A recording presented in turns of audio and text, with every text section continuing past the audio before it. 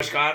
भाग्योदय विचार प्रवाह श्रृंखला के 137वें चरण में आपका स्वागत है। आज 8 जनवरी। उत्तराखंड के कुमाऊं मंडल के अंतर्गत प्रमुख शहर है हल्द्वानी।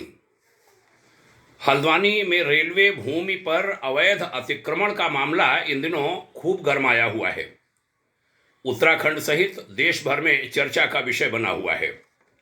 राज्य सरकार द्वारा इन अतिक्रमणों को हटाने के खिलाफ जहां खूब राजनीति हुई, वहीं न्यायालय में भी यह प्रकरण गया। कल सुप्रीम कोर्ट ने फौरी राहत देते हुए अकस्मात जो अतिक्रमण करने वाले लोग हैं उनको बेदखल नहीं करने के आदेश दिए हैं, यानी फिलहाल उनके ऊपर से संकट टला है।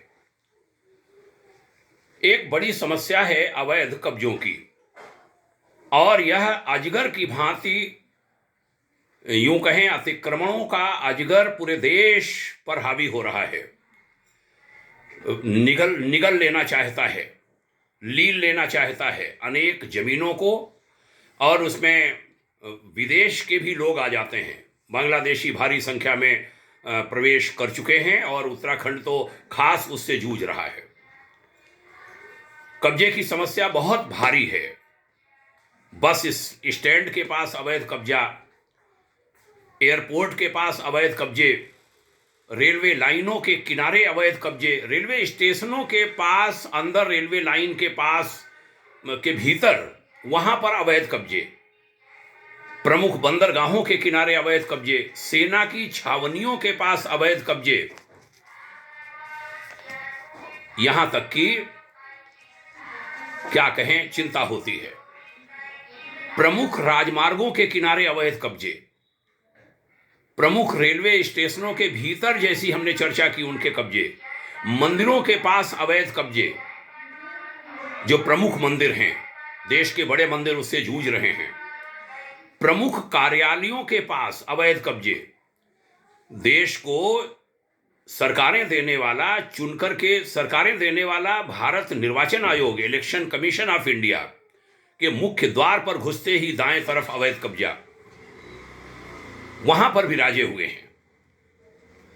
नदियों की तलहटी में अवैध कब्जे, उत्तराखंड को लें तो वहां 26 नदियां, जहां तक हमें याद है 26 नदियां हैं, और 26 नदियों में कम से कम 136 अवैध कॉलोनियां नदियों के तलहटी में बसी हुई हैं, माने नदी के पेट में।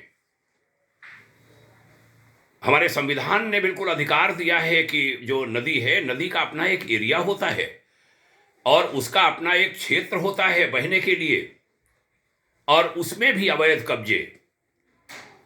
हल्द्वानी मामले में याचिकाकर्ता रेल भूमि अतिक्रमण और आरटीआई एक्टिविस्ट श्री रवि शंकर जोशी का कहना है कि ये अतिक्रमण जानबूझकर पनपाए जाते हैं। ये अतिक्रमण खुद नहीं पनपता, ये पनपाया जाता है। हमारे सत्ताधीशों के सियासी तर्कश में ये एक ऐसा तीर है जिससे 2 निशाने साधे जाते हैं। पहला निशाना सत्ता की सीढ़ी पर लगाया जाता है और दूसरा वोट बैंक पर। कोई नहीं जानता कि रेलवे की सरकारी जमीन को अपने पुरखों की जमीन समझने वाले ये लोग कहां से आ बसे, कहां से आ गए। बस इतना पता है कि अब वे अस्थायी नागरिक हैं, वहां के निवासी हैं, वे वोटर हैं, वे नगर निगम के चुनावों में वोट देते हैं, विधानसभा के चुनाव में वोट देते हैं, लोकसभा के चुनाव में वह मतदान करते हैं। काकस इतना मजबूत है कि नैनीताल हाई कोर्ट, यानी उत्तराखंड हाई कोर्ट के द्वारा साल 2016 में जारी आदेशों का पालन राज्य सरकार और स्थानीय प्रशासन नहीं करा पाया।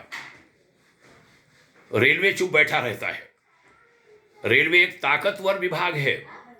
रेलवे एक ऐसा विभाग है जिसके पास, कहते हैं, सबसे ज्यादा जमीनें हैं, सबसे ज्यादा मालिकियत वाला विभाग है, सबसे ज्यादा सेवा वाला विभाग है। उसका अपना force, railway protection force RPF, अपना फोर्स अलग से है। स्टेट गवर्नमेंट की जीआरपी उसके पास रहती है, और हर छोटे बड़े स्टेशन पर उनकी व्यवस्था है, दोनों फोर्सेस की, स्टेट की भी और सेंट्रल की भी। लेकिन 45 साल से ये क्रम चल रहा है अवैध कब्जों का। रेलवे भी चुप बैठा रहता है, कोर्ट के आदेशों के बावजूद भी चुप बैठा रहता है।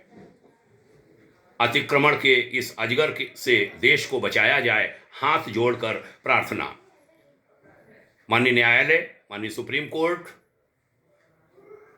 जिन्होंने अभी तत्काल उन्हें राहत दी, हमारा केंद्रीय गृह मंत्रालय, हमारा रेलवे मंत्रालय, हमारे सीएम साहब उत्तराखंड, हमारे माननीय प्रधानमंत्री जी, हमारा पीएमओ, ये सब इन्हें गंभीरता से ले। ये सामान्य बातें नहीं हैं, ये बहुत गंभीर बातें हैं और इनसे समय रहते नहीं निपटा तो बहुत सारी समस्याएं जन्म लेंगी और उनका फिर बड़ा मुश्किल होगा उनका निदान कर पाना।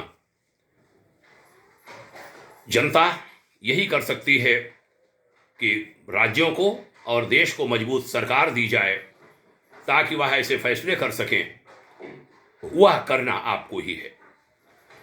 मैंने सोचा भाग्योदय विचार प्रवाह श्रृंखला में जो ज्वलंत मुद्दों पर आधारित होता है, इसकी वार्ता में ज्वलंत मुद्दे ही हम लेते हैं। ये जो इस समय का बड़ा गर्म मुद्दा है, ज्वलंत मुद्दा है, वह लिया जाए, वह हमने लिया। आपने सुना, इसके लिए धन्यवाद। यह समस्या उत्तराखंड की नहीं, ये समस्या हल्द्वानी की नहीं, ये समस्या नैनीताल मंडल की नहीं, ये समस्या पूरे देश की है। इसको राष्ट्रीय समस्या के रूप में लेकर के इससे निपटा जाए। फौरी जो टेम्परेरी इलाज है उससे बचा जाए और परमानेंट इलाज की बात सोची जाए। आपने सुना, इसके लिए आभारी हूं। यह वार्ताएं लोगों में अधिक से अधिक पहुंचती रहें। आपको हमारा हार्दिक प्रणाम, ढेर सारी भाग्योदय शुभाकांक्षा। जय हिंद, ओम शांति।